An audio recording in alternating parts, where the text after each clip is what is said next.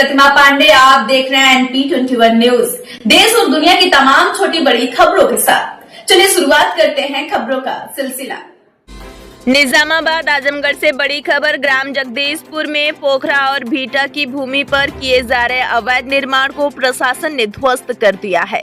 उप जिलाधिकारी निजामाबाद ने बताया कि यह भूमि सुरक्षित श्रेणी में आती है और बिना अनुमति किसी भी प्रकार का निर्माण कार्य कानूनी रूप से प्रतिबंधित है। वहीं जानकारी के मुताबिक गाटा संख्या 1206 यानी पोखरा और 1207 यानी भीटा पर पहले से एक पुराना और जर्जर ढांचा मौजूद था, लेकिन जुलाई महीने में कुछ अज्ञात लोगों ने बिना ग्राम सभा प्रस्ताव और अनुमति के दीवार मरम्मत और छत ढालने का काम शुरू कर दिया। राजस्व टीम ने कई बार रोकने की कोशिश की, मगर निर्माण कार्य जारी रहा। 23 जुलाई को पुलिस बल की मौजूदगी में निर्माण रोका गया, लेकिन 1 अगस्त को फिर से छत ढलाई और मरम्मत कर दी गई। आखिरकार 29 सितंबर को प्रशासन ने जेसीबी मशीन से अवैध निर्माण को गिरा दिया। इस दौरान कुछ लोगों ने विरोध किया और मशीन रोकने की कोशिश की। भीड़ द्वारा पत्थरबाजी का प्रयास भी किया गया, लेकिन पुलिस की तत्परता से स्थिति पर तुरंत काबू पा लिया गया। वहीं प्रशासन ने साफ किया है कि विवादित निर्माण से लगभग 25 से 30 फुट दूर स्थित मंदिर की किसी भी प्रकार से छुआ तक नहीं गया है। मंदिर पूरी तरह सुरक्षित है, लेकिन कुछ असामाजिक तत्वों ने मंदिर तोड़े जाने की झूठी अफवाह फैलाकर क्षेत्र में तनाव पैदा करने की कोशिश की। प्रशासन ने जनता से अपील की है कि अफवाहों पर ध्यान न दें, शांति और सौहार्द बनाए रखें। पोखरा और भीटा की भूमि पर किसी भी तरह का निजी निर्माण अवैध है और मामले की जांच उच्च अधिकारियों द्वारा जारी है।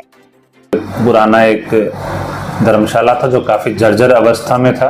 इसके अलावा पे सीढ़ियाँ बनी हुई है और उससे कुछ दूर पे मंदिर बना हुआ है। तो जुलाई तक वो ठीक था, लेकिन उसके बाद में कुछ लोग, अज्ञात लोग के द्वारा वहाँ पर उसकी तोड़फोड़ करके मरम्मत का कार्य शुरू करवाया गया। पहले उस पर छत नहीं थी और उसको छत ढालने का काम और उस पर बाकी मरम्मत वगैरह दीवारों को सही करने का काम उन लोगों ने शुरू किया।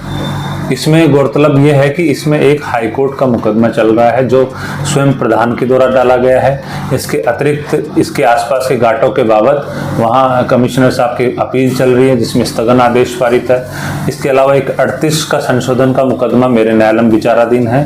तो ये सारे प्रकरण होने के कारण जैसे मुझे पता लगा कि वहाँ पे कुछ लोग के द्वारा बिना किसी अनुमति के निर्माण कार्य करवाया जा रहा है, तो मैं मौके पर 23 जुलाई 2025 को वहाँ पर पहुँचा और उन लोगों से काम रोकने के लिए बोला गया।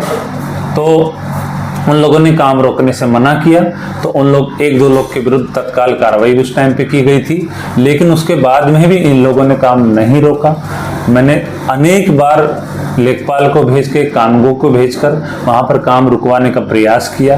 1 अगस्त को लेखपाल ने लिखित नोटिस के माध्यम से और वीडियो के माध्यम से वहाँ पर वीडियो बनाई उनकी सबकी, और ये बोला वीडियो पे कि आप लोग निर्माण कार्य बंद कर दीजिए, बिना किसी परमिशन के निर्माण कार्य मत करवाइए। लेकिन इसके बावजूद वहाँ के प्रधान, उनके कुछ लोग, सहयोगी लोग और गांव के कुछ लोग, उन लोगों ने हाईकोर्ट के आदेशों की और अन्य न्यायालय के आदेशों की अवहेलना करते हुए वहाँ पर निर्माण कार्य जारी रखा। उनके पास कोई परमिशन नहीं निर्माण कार्य करवाने की, क्योंकि सभी को पता है कि जो भीटा होता है वो सुरक्षित श्रेणी की भूमि होती है। उस पर बिना किसी सक्षम प्रक्रिया के, बिना किसी सक्षम अधिकारी के या सक्षम स्तर के आदेश के आप निर्माण कार्य वहाँ पर नहीं करवा सकते। इस सभी का उल्लंघन करते हुए वहाँ के लोगों ने उस धर्मशाले का वहाँ पर उसको दीवारों को बनवाया गया, प्लास्टर करवाया गया और उसकी छत डाली गई, बिना बार चेतावनी देने के बावजूद भी। अभी 27 तारीख को मुझे खबर मिली कि वहाँ पे छत डाल दी गई है, लेकिन व्यस्तता की वजह से मैं वहाँ पे नहीं जा पाया। लेकिन 29 तारीख को सराय में मेरा एक कुर्की के बाबत वहाँ पे जाना हुआ, तो मैंने वहाँ पे निरीक्षण किया जगदीशपुर में भी, और वहाँ पर पाया कि उन लोगों ने वहाँ पे अवैध रूप से छत डाल लिया है धर्मशाले का, और वहाँ पर निर्माण कार्य अभी भी चालू है। मैंने उनको बोला कि भैया आप रोक लीजिए। तत्काल प्रधान को भी सूचित किया गया कि आप आकर और स्पष्टीकरण दीजिए कि कैसे ये निर्माण कार्य हुआ है। तो प्रधान ने बिल्कुल संज्ञान नहीं लिया। वहाँ के किसी कर्मचारी ने, उनके किसी सहयोगी ने, किसी ग्रामवासी ने मेरे वहाँ रहते रहते किसी का संज्ञान नहीं लिया। तो माननीय न्यायालय के आदेशों का पालन करते हुए मैंने तत्काल जेसीबी मंगवाई, जो अवैध रूप से जो अतिरिक्त हिस्सा बनाया गया था सिर्फ उसको ढाने का कार्य किया गया। संपूर्ण धर्मशाला को कोई क्षति नहीं पहुंचाई गई और मंदिर वहां से लगभग 20 फीट दूर है। मंदिर अभी सुरक्षित है, मंदिर को खरोंच तक नहीं है। इस बात को वहां पर भौतिक रूप से जाकर कोई भी वेरीफाई कर सकता है।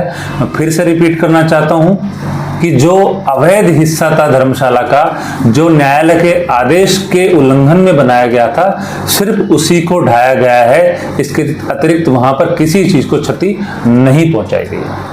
सर, आप जुलाई में भी एक बार गए थे और बार बार प्रधान को कहना पड़ा, नोटिस देना पड़ा कि दबंगई टाइप का ये प्रधान जो है, कहने के बावजूद भी सर सुन नहीं रहा, तो इसके खिलाफ आप क्या कार्रवाई करेंगे? लेकिन प्रधान के द्वारा गांव का हमेशा से शांति भंग करने का प्रयास किया जाता है, विभिन्न मुकदमेबाजी के माध्यम से, अनेक जगह शिकायत डाल के।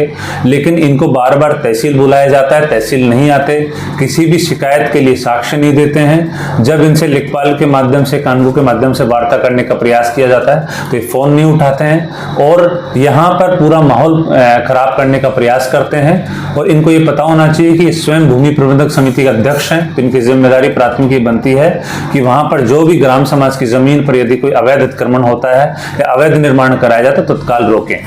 इन पर कई पूर्व में भी कई बार मुकदमा दर्ज हो चुका है। एक बार जिलाधिकारी महोदय के निर्देश में वहां पर इन प्रधान ने किसी व्यक्ति की भूमदरी पर खड़ंजा लगवा दिया था, उसकी वजह से भी इन पे मुकदमा दर्ज हुआ है। इसके अलावा कई कर्मचारियों को धमकाने के चक्कर में और अनेक गंभीर धाराओं में इनके विरुद्ध मुकदमा दर्ज है।